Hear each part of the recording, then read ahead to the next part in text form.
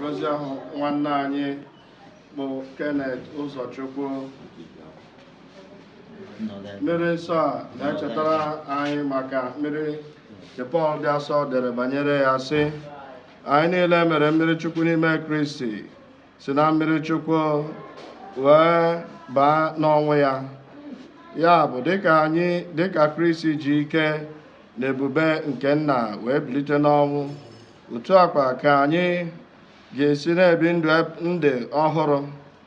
Ọ bụrụ na anyị na Kristi dịkọrọ n'otu oyi nke ọnwụ ya, anyị na ya ga-adịkwa n'otu n'oyiyi nke ya na mbilite n'ọnwụ ya. Ka anyị ayịyọ.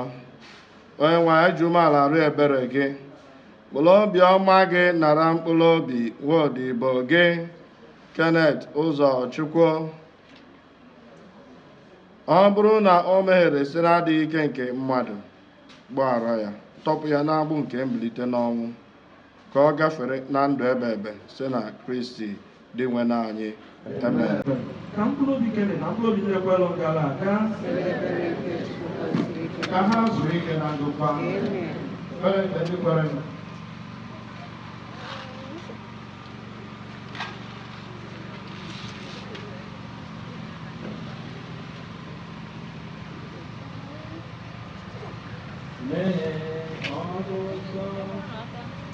Ọnụ ụzọ nke eluigwe, meghee ọnụ ụzọ ka nwanne anyị bata. Meghee ọnụ ụzọ nke eluigwe, meghee ọnụ ụzọ ka nwanne anyị bata.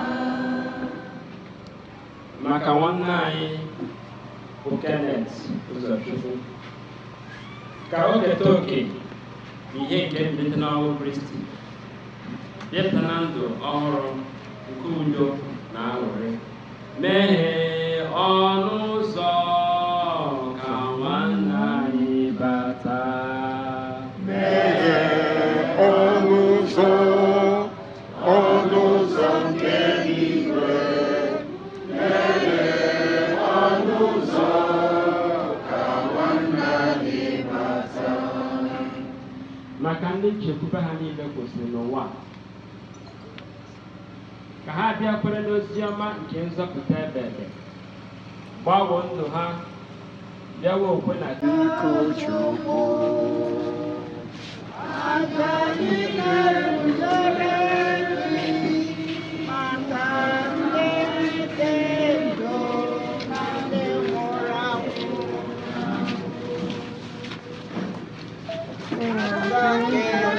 Alakwụkwọ mmehie medata obi maka ndị anyị.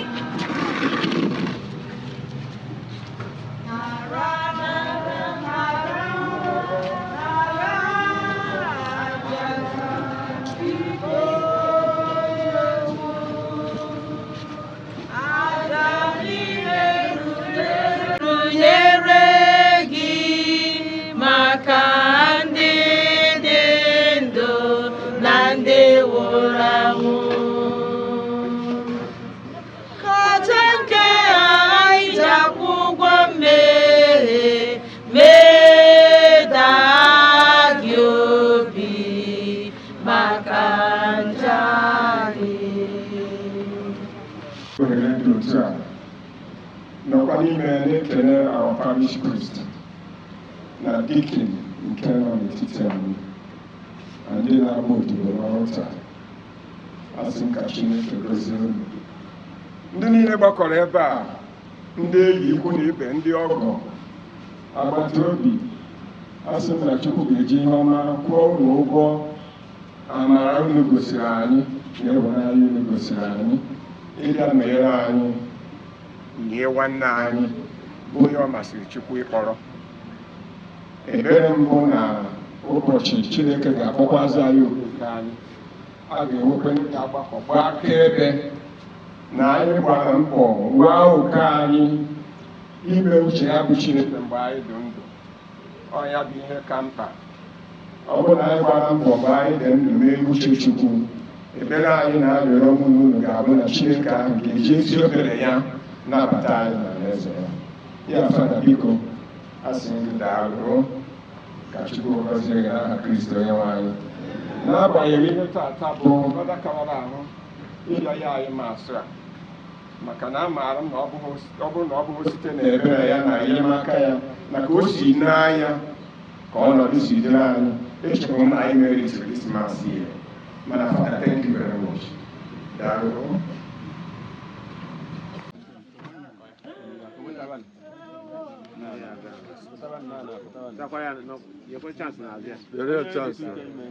N'ịma mmegbu ị ga-ejide n'aka. Jide aka na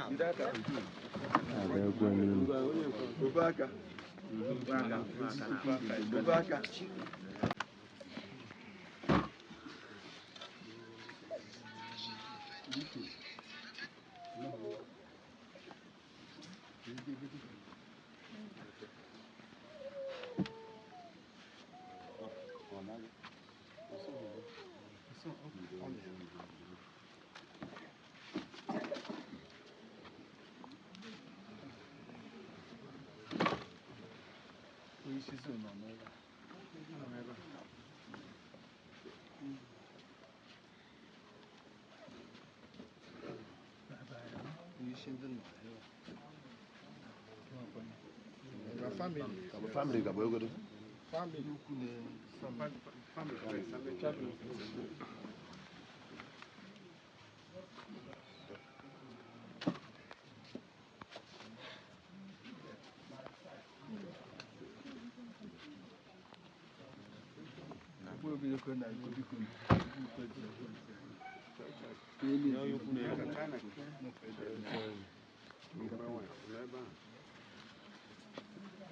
China.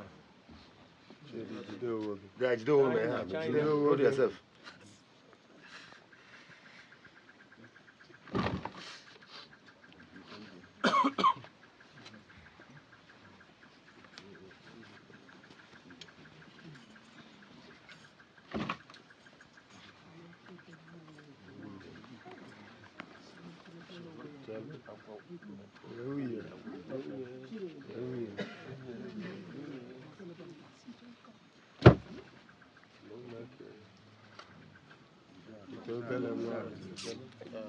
Hold it.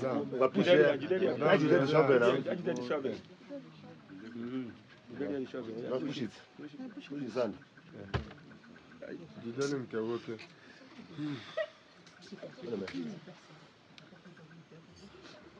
Just hold it and push it.